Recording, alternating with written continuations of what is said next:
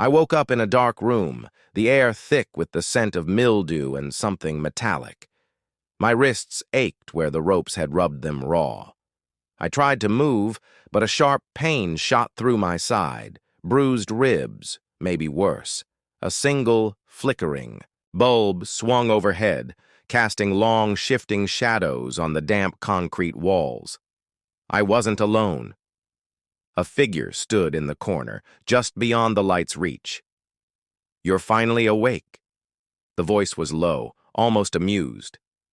I swallowed hard, forcing my mind to focus. Who were they? Why was I here? My last memory was of getting into my car, the cold night air biting at my skin. Then, nothing. The figure stepped forward, and I braced myself. Whatever was coming next, I had to be ready. Breathing again, like the weight on my chest had lifted. Just a little. Back at the motel, I settled into a kind of routine. The place was still a dump, moldy walls, buzzing light, but it didn't feel so suffocating anymore. That's when Mr. Booker, the old guy who ran the front desk, started showing up. He was a retired teacher, maybe 70, with gray hair and a slow walk. One night, he knocked on my door holding a paper plate with a ham sandwich. "Thought you could use this," he said, his voice gravelly but kind. I took it, surprised. "Thanks," I said. He just nodded and stepped inside. He saw the mess, my phone, papers I'd scribbled notes on, but didn't ask much. "Rough stretch, huh?" he said. I chewed the sandwich, the bread soft, the ham salty, and shrugged. "Yeah, wife and her mom took everything, framed me, but I'm fighting back." He sat in the wobbly chair by the table, looking at me like he'd seen 100 kids like me in his classroom. "Good," he said. "Don't let their money blind you from your own worth, son. You're more than what they took." His words hit me hard, simple but true. I swallowed, nodding. "I'm trying." After that, Booker became a quiet part of my days. He'd bring food sometimes, sandwiches, a thermos of soup, and once he dragged in an old record player with some jazz vinyls. "Helps the nerves," he said, setting it up. The music filled the room, smooth and low, and I'd sit there letting it wash over me, feeling less alone. Sienna, though, she was the real anchor. She'd call or stop by, updating me on the case. One evening, she showed up with a folder under her arm, her face serious but alive. "We've got more," she said, sitting on the bed while I leaned against the wall. "Bank records match your screenshots.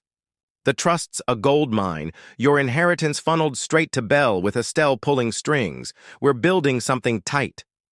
I crossed my arms, the jazz humming in the background. "What's next?" She looked at me, her eyes steady. "We keep pushing. DA's interested now. Fraud's just the start. They're looking at theft, maybe worse. But you've got to keep standing, Jackson. They'll fight dirty when they realize we're closing in." I thought about that night. Belle's hand, Estelle's smirk, the cuffs, and felt my jaw tighten. "I'm not going anywhere." Sienna smirked, standing up. "Good. We're going to take them down, Jackson. Not just for the house, for you." She left, and I sat there with Booker's jazz playing, the sandwich plate empty beside me. I wasn't just surviving anymore. With Sienna's fire and Booker's quiet strength, I had people in my corner. The injunction was just the beginning.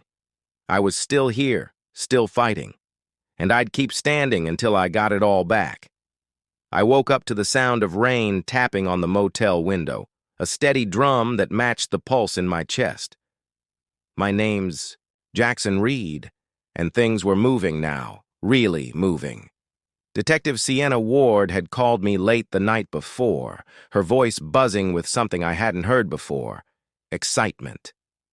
"We've got a break," she said.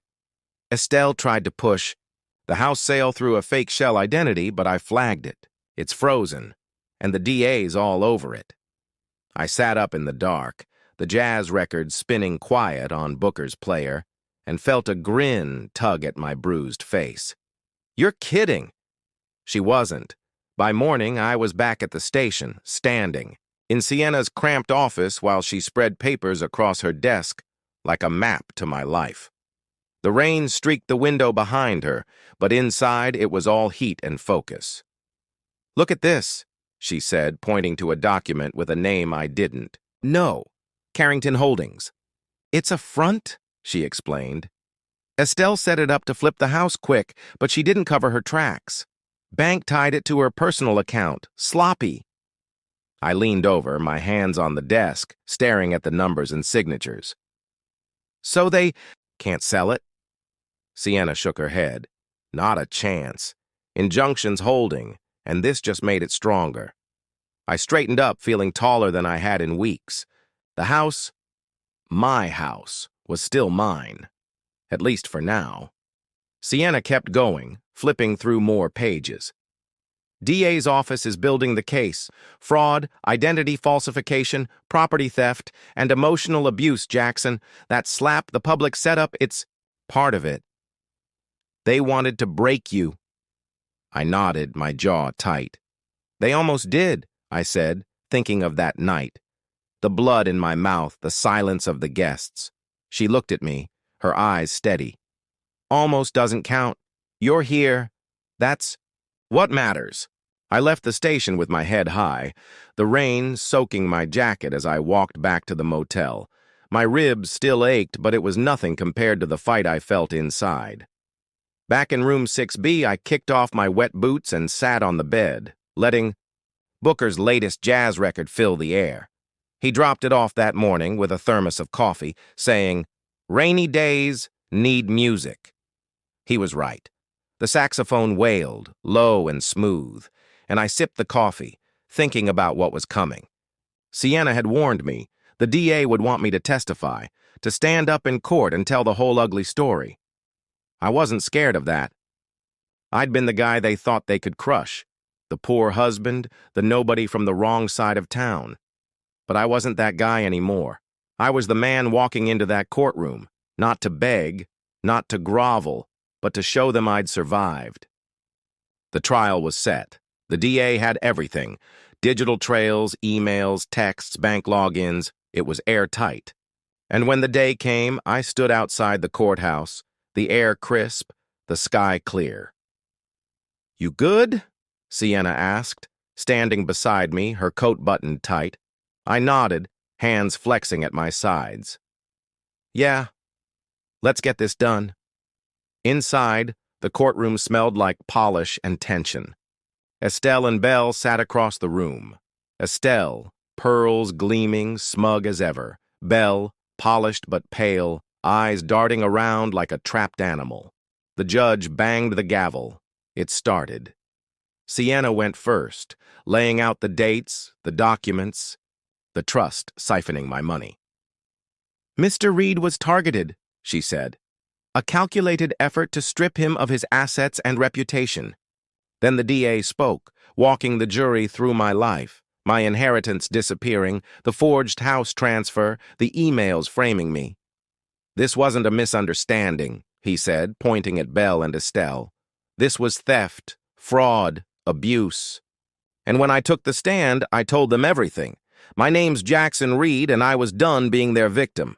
By the time the verdict came, guilty on all counts, it wasn't just a win. It was justice.